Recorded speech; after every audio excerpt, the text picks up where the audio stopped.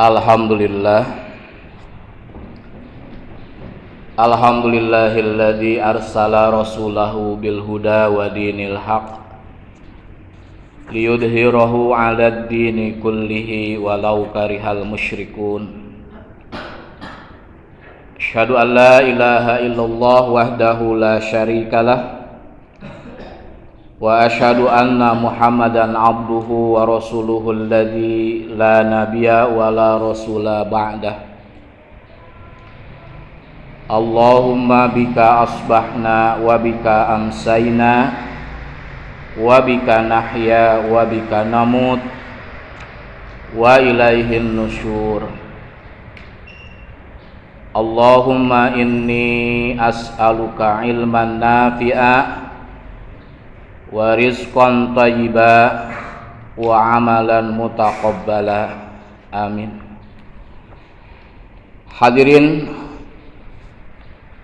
jamaah Masjid As-Siddiq radhiyallahu an rahimahumullah. Alhamdulillah, kita panjatkan puji syukur kehadirat Allah Subhanahu wa taala pada kesempatan subuh hari ini, hari Ahad 22 Sya'ban 1445 Hijriah, bertepatan dengan 3 Maret 2024 Miladiyah. Atas qudrah iradah serta inayah Allah, alhamdulillah kita bisa menjalankan ibadah sholat subuh berjamaah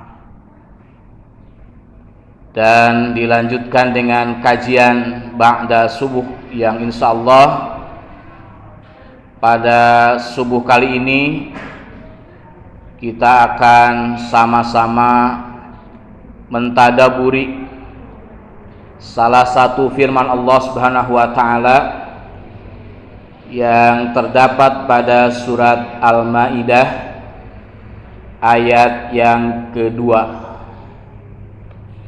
Untuk itu kepada jamaah sekalian, silahkan dibuka Al-Qur'annya.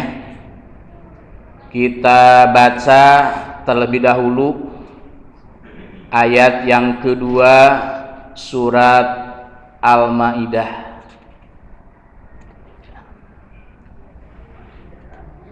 Seperti yang kita maklumi, ketahui bersama bahwa membaca Al-Quran itu nilainya bukan per ayat, tetapi sudah per huruf, ya. Satu huruf itu punya nilai pahala.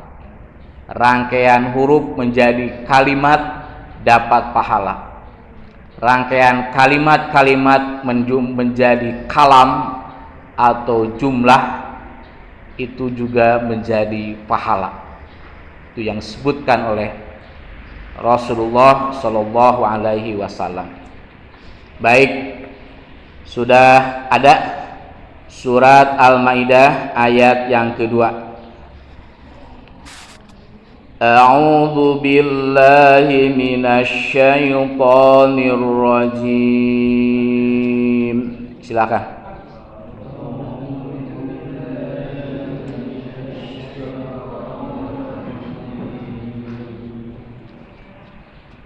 Ya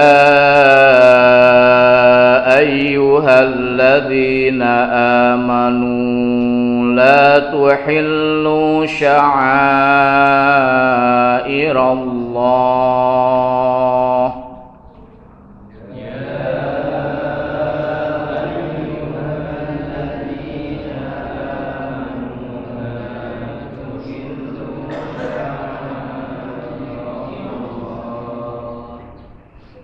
La tuhillu sya'airallahi wala syahral harama walal hadya walal qalaid.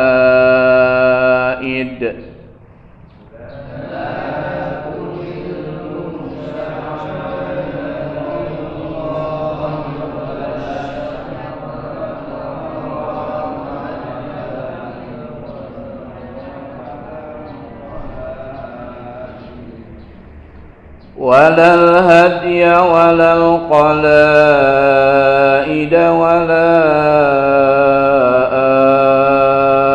آمين البيت الحرام يبتغون فضلا من ربهم ورضوانا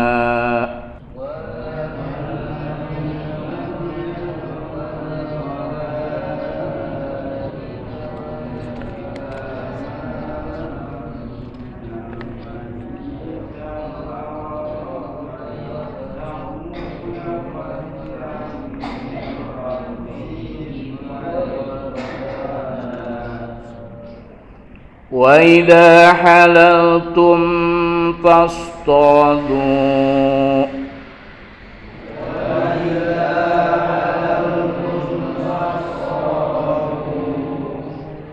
ولا يجرمنكم شنآن قوم أن صدوكم عن المسجد الحرام أن تعتدوا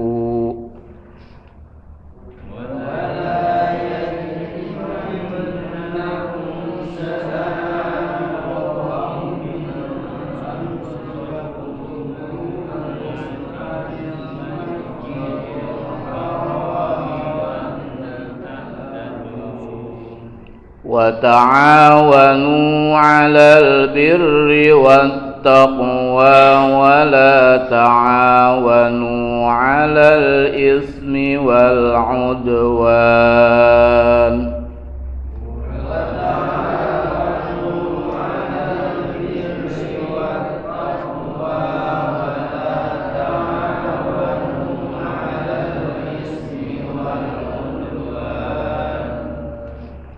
واتقوا الله إن الله شديد العقاب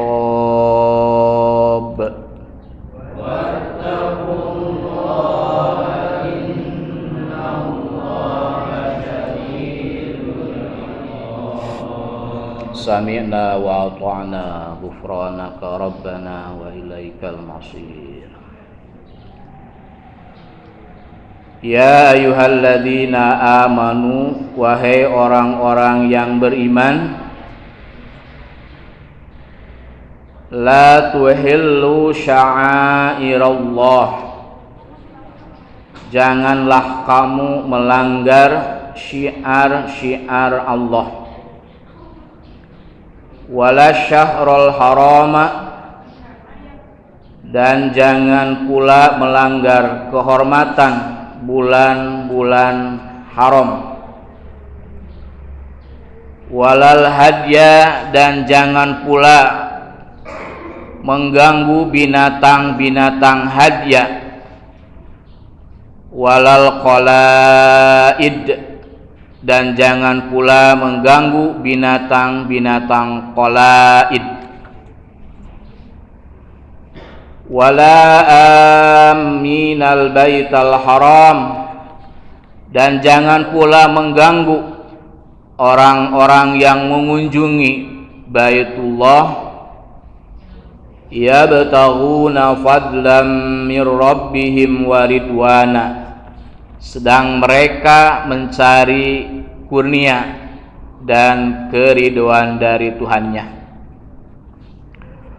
Wa idza halaltum fastadu, dan apabila kamu telah menyelesaikan ibadah haji, maka bolehlah berburu.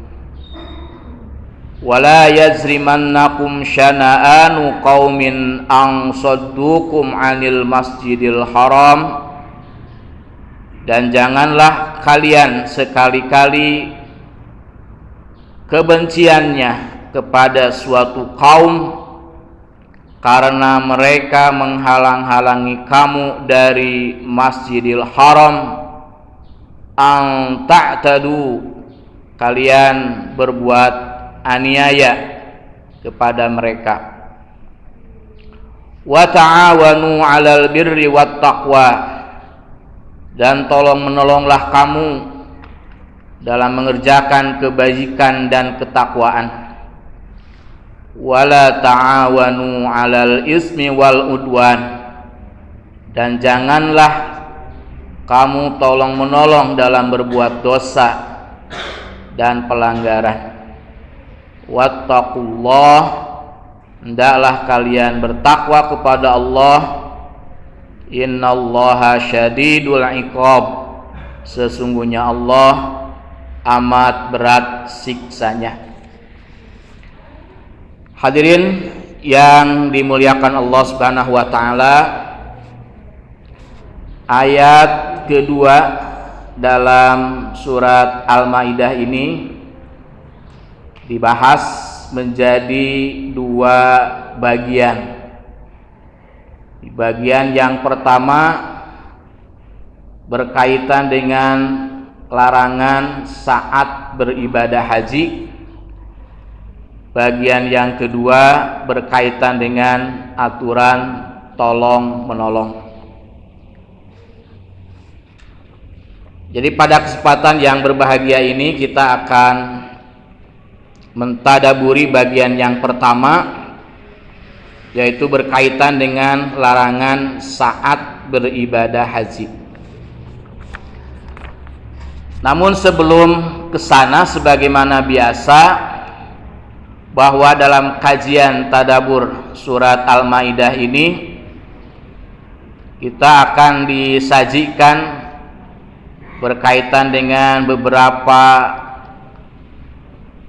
pembahasan. Yang pertama berkaitan dengan pembahasan munasabah ayat. Yang kedua berkaitan dengan tafsir mufradat. Dan yang ketiga penjelasan berkaitan dengan tafsir ayat itu sendiri. Pembahasan yang pertama berkaitan dengan munasabah ayat antara ayat yang kedua surat Al-Maidah dengan ayat sebelumnya, yakni ayat yang pertama yang sama-sama kita sudah tadaburi 2 bulan yang lalu. Sebab ada sempat jeda dulu ya kajian tafsir, bahwa pada ayat yang pertama itu menjelaskan berkaitan dengan muhrim. Muhrim itu adalah orang yang sedang ihram, imma ihram haji ataupun ihram umroh.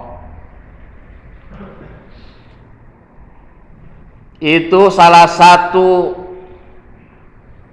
ayat yang menjelaskan tentang larangan berburu binatang, ya. Pada ayat yang pertama, ya, di mana ayat yang pertama berkaitan dengan berburu itu bunyinya adalah illa ma yutla alaikum ghairu muhillis shaidi wa antum hurum. Itu ayat yang dimaksud. Kecuali apa yang telah dibacakan atas kamu sekalian, selain dilarang berburu dalam keadaan kamu berihram, ya, jadi larangan bagi yang sedang ihram haji atau umroh melakukan perburuan, ya, berburu binatang. Nah, pada ayat yang keduanya munasabahnya itu adalah berkaitan dengan larangan yang lain bagi muhrim. Sama yang tadi ihram itu menggunakan masdar, kalau muhrim itu menggunakan fa'il. Jadi pelakunya itu namanya muhrim. Jadi orang yang sedang ihram itu namanya muhrim, pelakunya. Pekerjaannya ihram, ya. Pelakunya muhrim. Nah, ini orang yang sedang muhrim itu dilarang dalam ayat ini beberapa hal yang akan kita jelaskan pada kesempatan pagi hari ini. Itu munasabah ayat antara ayat pertama dengan ayat yang kedua. Selanjutnya dalam kajian ini juga dijelaskan berkaitan dengan mufradat ayat, penjelasan suku kata dalam bahasa Arab, terutama suku kata dalam Al-Quran. Pada ayat yang ketiga ini, di bagian ayat yang kedua, di bagian yang pertama ini ada 3 suku kata yang dijelaskan. Yang pertama suku kata syair atau sya'air, la tuhillu sya'air. Yang kedua al-hajja, dan yang ketiga al-qalaid. Sya'air itu merupakan bentuk jamak dari syairah atau syiar. Kita mungkin untuk kata yang kedua, syiar, itu sudah agak familiar ya. Syiar, ya, syiar Ramadan, ya, menjelang Ramadan kita menyiarkan Ramadan. Itu apa arti dari syiar atau syairah itu? Di antara makna syairah atau syiar itu adalah tanda, penanda. Syiar itu penanda. Jadi kalau dikaitkan dengan sya'airallah, itu artinya penanda akan kebesaran Allah. Di kita itu banyak syiar-syiar, identitas ya. Kalau dulu santri Persatuan Islam, terutama yang UG-nya itu punya syiar khas. Kalau ketemu dimanapun, ada yang pakai hoas warna kuning, kemudian bajunya krem, dan ke bawahannya seperti warna pramuka, itu pasti santri Sanawiyah Persatuan Islam. Itu namanya syiar, karena itu merupakan khas. Tidak ada syiar-syiar itu yang dipakai kecuali oleh santri Persatuan Islam. Maka dengan pedenya kalau kita ketemu dengan anak-anak seperti itu, biasanya kita menyapa, Assalamualaikum, ya. Kemudian kita menyapa di mana pesantrennya dan lain sebagainya. Itu namanya syiar. Ya. Oleh karena itu, kepada santri ini, nanti kalau ketika sedang menggunakan atribut syiar, itu harus dijaga marwah lembaga pendidikannya, dijaga marwah asatidnya, dijaga marwah pribadi dirinya, karena sedang menggunakan syiar. Makanya Allah Subhanahu wa taala itu mengatakan la tuhillu sya'airallah. Ketika syiar Allah sedang berlangsung, kamu jangan melanggarnya. Ya, jangan melanggar syiar-syiar Allah. Jadi kalau dipakai kepada kehidupan kita, juga jangan melanggar syiar-syiar yang ada menempel pada diri kita. Tadi salah satunya. Nah, itu yang pertama. Kemudian yang kedua adalah kata al-hajja. Al-hajja ini dari kata hada yahdi, artinya memberi petunjuk. Hadyu itu sama dengan kata al-huda atau al-hidayah, yakni salah satu petunjuk Allah dalam melaksanakan ibadah haji. Hadyu itu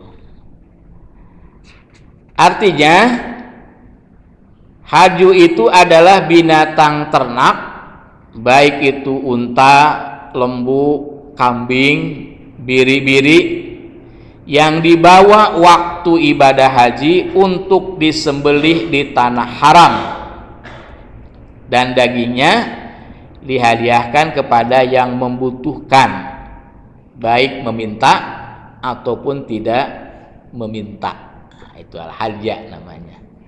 Jadi sebagai penanda ini, ya, petunjuk bahwa ini adalah untuk hadyu yang akan disembelih pada nanti musim haji setelah melaksanakan tawaf ifadah, ya, tawaf ifadah sebelum melakukan tahallul itu menyembelih al-hadya terlebih dahulu.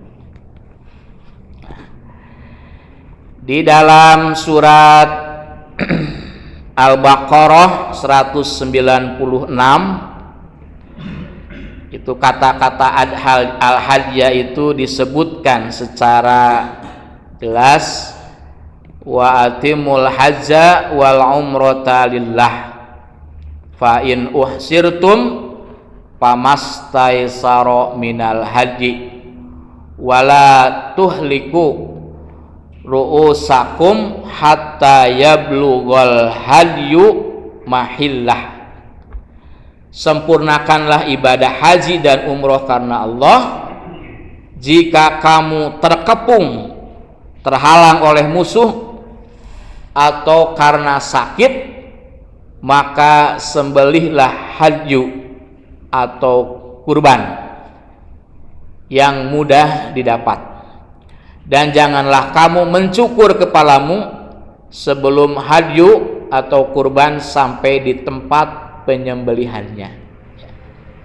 Ini ayat berkaitan dengan al-hadyu. Jadi al-hadyu itu penanda hewan, penanda untuk orang yang melaksanakan ibadah haji. Nah, kalau al-hadyunya itu dibawa dari kampung masing-masing, nah itu ya, biasanya penduduk sekitar Mekah itu namanya haji kiron. Haji kiron, kiron itu mengiringi, menyertai. Nah, kalau didapatkannya di daerah Mekah, bukan di tempat masing-masing, itu namanya haji tamattu, ya. Itu bagi jamaah haji Indonesia umumnya adalah melaksanakan haji tamattu, ya. Karena mengambil hadyunya itu di tempat yang telah disediakan oleh pemerintah kerajaan Saudi Arabia. Jadi tidak dibawa dari kampung halaman.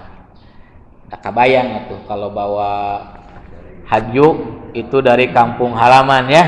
Nah, itu ongkos jalmin nawai tos awis itu, ya.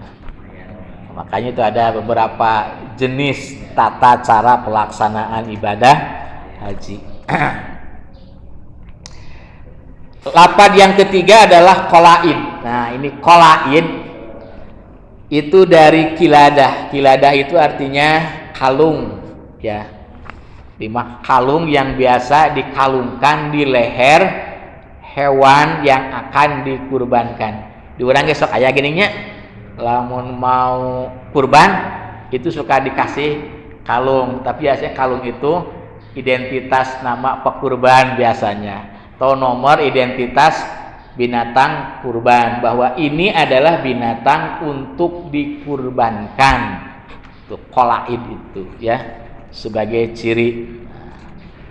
Nah, ini yang tadi, yang pertama syair, yang kedua al-hadya, dan yang ketiga al-qolaid, itu ketiga-tiganya merupakan sesuatu yang tidak boleh diganggu, tidak boleh diganggu.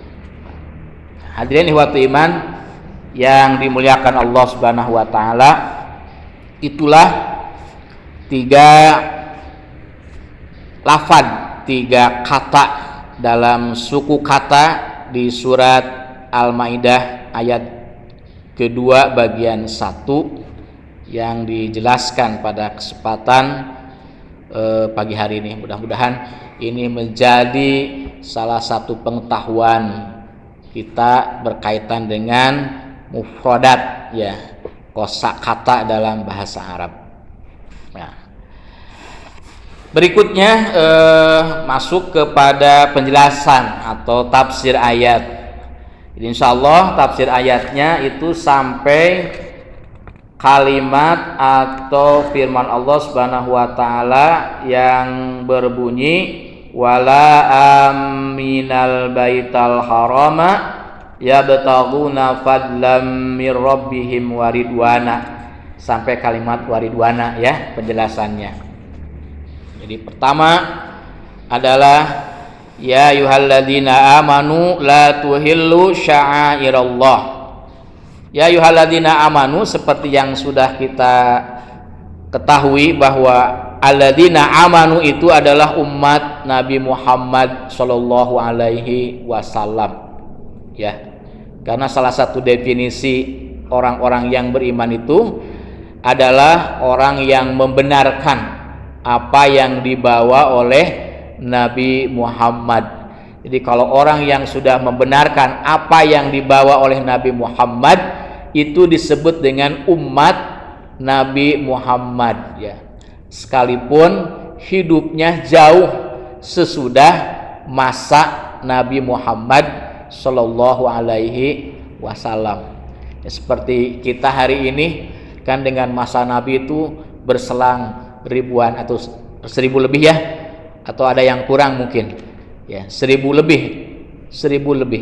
ya, 1000 tahun lebih.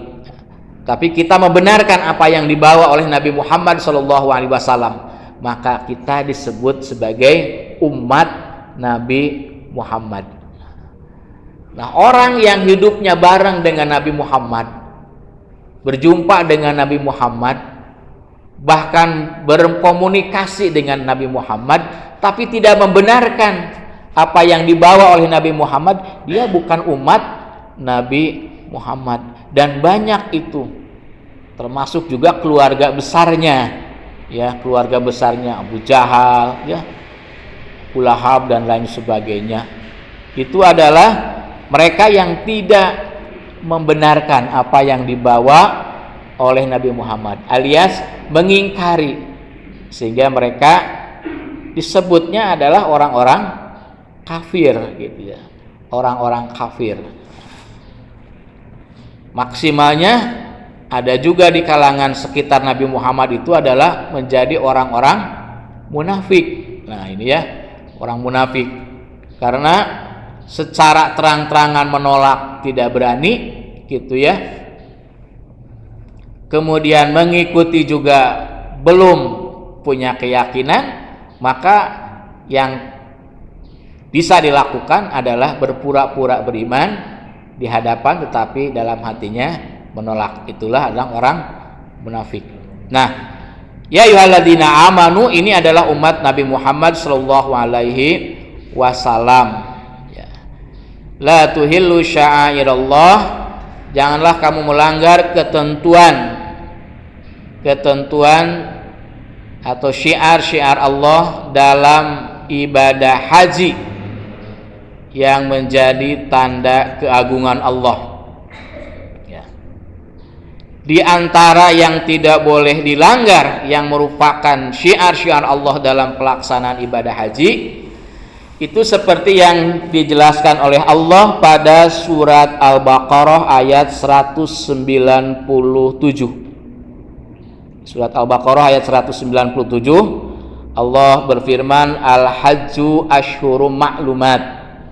Ibadah haji itu pada bulan-bulan yang diketahui, mulai dari bulan Syawal, Zulqa'dah, Zulhijjah sampai tanggal 13, ya.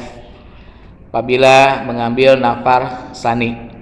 Kalau mengambil nafar awal itu sampai tanggal 12 Zulhijjah.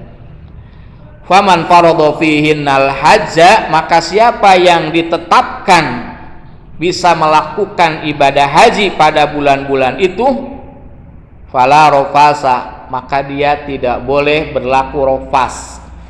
Rofas itu adalah tindakan, ucapan yang cenderung kepada porno, ya, porno aksi dan pornografi, kemudian porno-porno yang lainnya itu ya, yang cenderung berbau seks, itu adalah gambaran tentang rofas. Ya.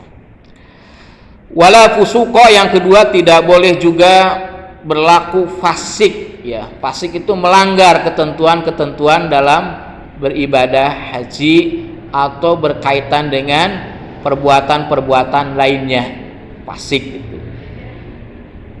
Wala jidala fil hajj, dan juga tidak boleh melakukan jidal. Jidal itu bantahan ya ketika melaksanakan ibadah haji. Nah, ini adalah larangan ya, larangan yang tidak boleh dilanggar, dan ini merupakan bagian daripada syiar Allah ketika melaksanakan ibadah haji. Nah, dan memang apa yang difirmankan oleh Allah Subhanahu wa taala pada ayat 197 surat Al-Baqarah ini banyak sekali yang tidak mengindahkannya, ya, tidak mengindahkannya, seperti perkataan ropas itu, candaan-candaan, ya, itu tidak jarang orang melakukan candaan dengan kata-kata ropas padahal sedang muhrim. Nah, misalnya itu sedang muhrim, sedang ihram, atau sedang ihram itu juga melakukan perbuatan-perbuatan fasik, ya, seperti mengganggu binatang itu, kemudian mencabut pohon, mengambil barang-barang yang jatuh milik orang lain tanpa menginformasikannya, itu tindakan fasik. Demikian juga jidal, membantah itu ya, bukan berdiskusi dengan baik, berbantah-bantahan ya, gara-gara beda tidak ngambil mikot parasea misalnya. Gara-gara tidak melakukan tarwiyah, berdebat di situ ya. Ya, kalau memang itu menjadi keyakinannya ya sudah saja gitulah, kita nggak usah mendebat ya, kita tetap pada prinsip keyakinan masing-masing bahwa bagi orang yang melaksanakan tarwiyah ya laksanakan tarwiyah. Ada orang yang langsung melaksanakannya kepada ke Arafah misalnya, ya silahkan lakukan. Itu hindari jidal ya, berbantah-bantahan yang tidak berfaedah ya. Kecuali kalau ditanya gitu, kenapa harus ke Mina dulu gitu ya pada tanah, itu baru dijelaskan. Itu bukan berbantah-bantahan tapi menjelaskan ya. Nah, itu yang pertama berkaitan dengan la tuhillu sya'airallah. Nah, kemudian juga perlu diketahui Mekah dan sekitarnya adalah tanah haram. Maksudnya tanah suci bagi orang yang beriman ya. Orang kafir haram masuk ke Mekah, apalagi masuk Masjid Haram ya.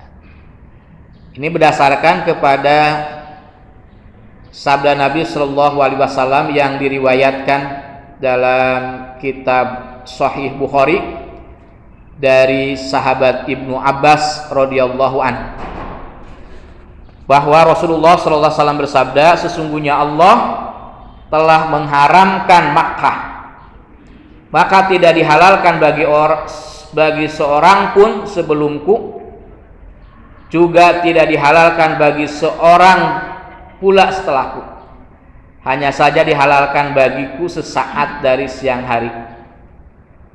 Jangan dicabut rumputnya, jangan dipotong pohonnya, jangan diburu buruannya, jangan dipungut barang temuannya kecuali oleh orang yang akan mengumumkannya. Kata Al-Abbas, ya Rasulullah, kecuali pohon idkhir digunakan untuk atap rumah kami dan kuburan kami. Sabda beliau, ya, kecuali pohon idkhir, ya, semacam rumput yang wangi, ya, yang terdapat di Hijaz itu namanya pohon idkhir, ya. Itu yang disebutkan oleh Rasulullah SAW berkaitan dengan kehormatan Mekah, ya, kehormatan Mekah sebagai tempat yang disucikan oleh Allah Subhanahu wa taala, terutama ketika melaksanakan ibadah haji. Wala syahrul haram, dan jangan pula, poin yang kedua, melanggar kehormatan bulan-bulan haram.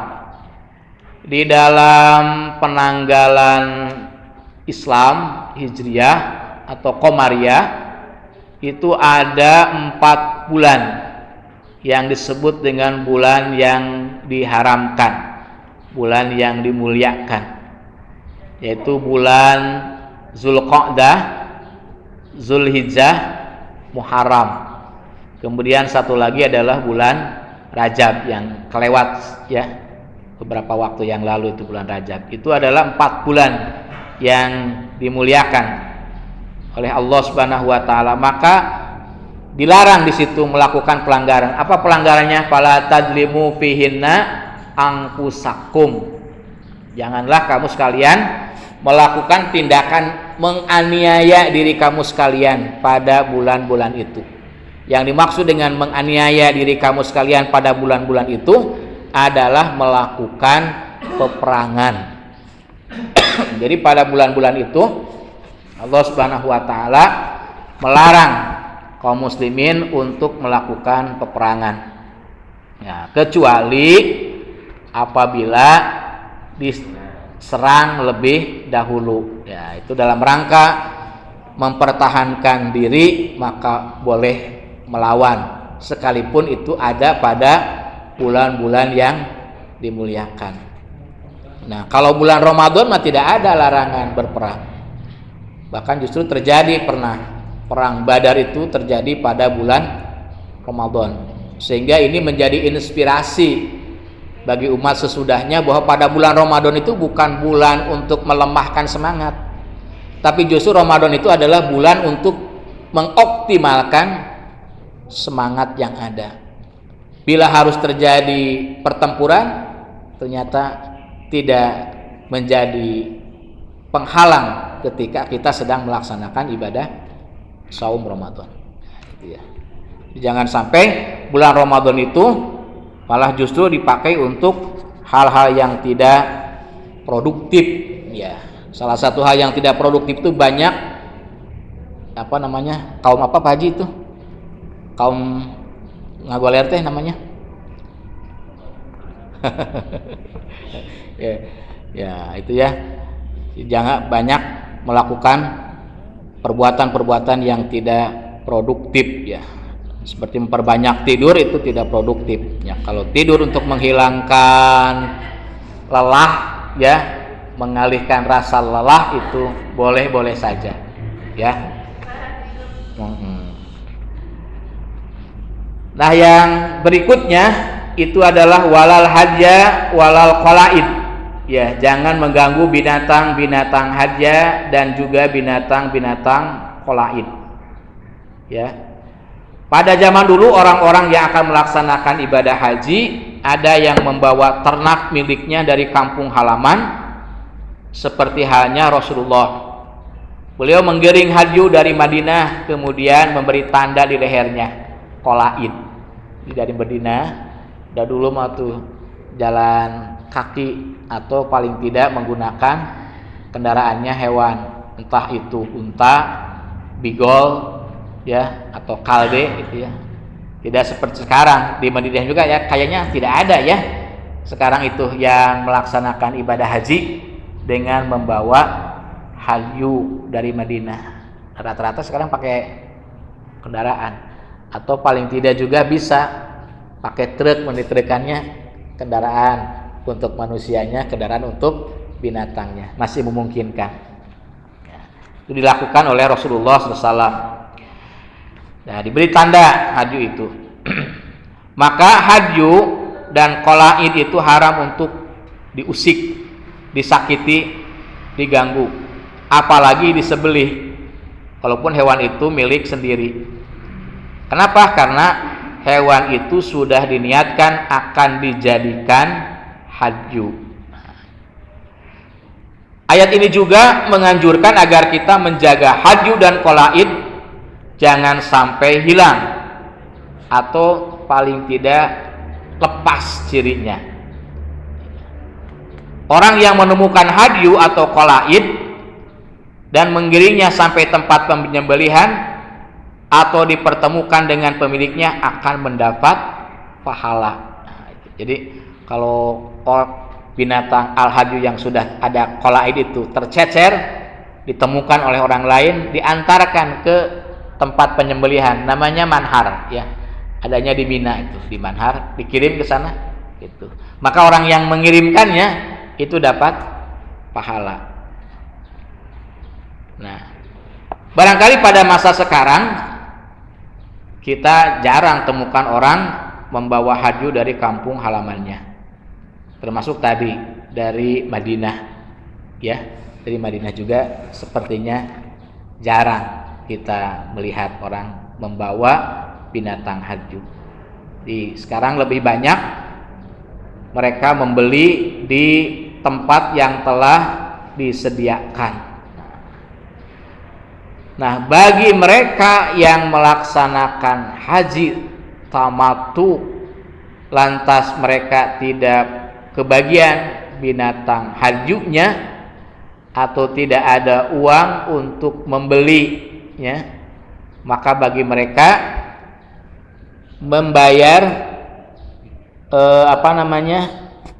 penggantinya dengan saum, ya. Saum 3 hari pada musim haji, kemudian 7 hari ketika sudah kembali ke tempat masing-masing, sehingga jumlahnya menjadi 10 hari. Nah, apabila itu dilakukan sesuai dengan apa yang ditetapkan, maka Allah Subhanahu wa taala mengatakan zalika, yang demikian itu, yang tadi itu, wa may yu'azzim sya'airallah, siapa yang mengagungkan syiar-syiar Allah, fa innaha min taqwal qulub, itu adalah cerminan bagi ketakwaan hati seseorang, ya, hati seseorang. Jadi larangan-larangannya tidak dilanggar, kemudian syiar-syiarnya diagungkan, maka itu adalah cerminan ketakwaan hati. Dan terakhir jamaah sekalian, wala aminal baital haram yabtaguna fadlan mir rabbihim waridwana, dan janganlah pula mengganggu orang yang mengunjungi Baitullah sedang mereka mencari kurnia dan keridhaan Tuhannya. Jangan mengganggu dan menghalang-halangi orang yang pergi ke Baitullah, karena tempat itu dijamin keamanannya oleh Allah Subhanahu wa taala. Ayatnya itu jelas tertera pada ayat yang ke-96 dan ke-97 di surat Ali Imran. Allah Subhanahu wa taala berfirman, "Inna awwala baiti wudi'a lin-nas lalladzi bi Bakkata mubaraka wa hudal lil alamin." Sungguhnya rumah yang mula-mula dibangun untuk tempat beribadah manusia adalah Baitullah yang di Bakkah, atau kita sebut hari ini Mekah, yang diberkahi dan menjadi petunjuk bagi semua manusia. Fihi ayatum bayyinatum maqamu Ibrahim. Di dalamnya, di dalam Baitullah itu ada penanda yang sangat jelas, yakni maqam Ibrahim. Maqam Ibrahim itu adalah tempat berdirinya Nabi Ibrahim. Jadi makom bukan makam itu, ya. Di bahasa kita jadi makam, itu makam dengan makom beda, ya. Makam tempat menanam orang yang meninggal, kalau makom itu tempat berdiri, ya. Kita belum nyampe ke makomnya, itu maksudnya. Kita belum sampai ke tempat berdirinya. Nah, dan salah satu makom yang harus kita upayakan itu adalah makomam mahmuda, makom yang terpuji, yang biasa kita mintakan kepada Allah selesai mendengarkan atau melafalkan kumandang azan, ya. Allahumma robba hadhid da'wati tamah wassalatil qaimah ati Muhammadanil wasilata wal fadilata wa ba'ashu maqamam mahmuda alladzi wa'adta. Maqam itu ya. Maqam Ibrahim, wa man dakhalahu kana amina, siapa saja yang masuk ke dalam Baitullah itu kana amina, dia itu pasti aman gitu. Itu jaminan dari Allah Subhanahu wa taala bahwa mereka yang masuk ke Masjidil Haram itu tidak boleh diganggu. Wala aminal baital harama yabtaguna fadla minallahi wa ridwana. Dan orang yang masuk ke tanah haram itu punya maksud dan tujuan masing-masing. Beda-beda orang itu. Ada yang tujuannya untuk beribadah, ada orang yang tujuannya untuk berbisnis ya, berusaha. Maka bahkan ada orang yang tujuannya untuk meminta-minta, itu ya, meminta-minta di Masjidil Haram. Makanya kalau kita ke Masjidil Haram itu kan banyak peminta-minta. Itu jangan dilarang, itu ya, asal mereka tidak mengganggu, kemudian mereka juga sama melaksanakan ibadah kepada Allah Subhanahu wa taala. Waktuna salat gitu ya. Itu ibadah bebarengan. Itu tidak boleh dilarang. Semuanya aman, yang bisnis aman, yang meminta-minta aman, apalagi yang niatnya untuk melaksanakan ibadah haji dan umroh harus jauh lebih aman dan nyaman. Itulah ayat kedua sebagiannya yang dapat kita tadaburi pada kesempatan pagi hari ini, mudah-mudahan menambah pengetahuan dan tentunya ketakwaan kita kepada Allah Subhanahu wa taala. Kita akhiri majelis yang mulia ini dengan ucapan hamdalah, alhamdulillahirabbil alamin. Aqulu qouli hadza wa astaghfirullah li wa lakum. Rabbana atina fid dunya hasanah wa fil akhirati hasanah wa qina adzabannar. Walhamdulillahirabbil alamin. Wassalamualaikum warahmatullahi wabarakatuh.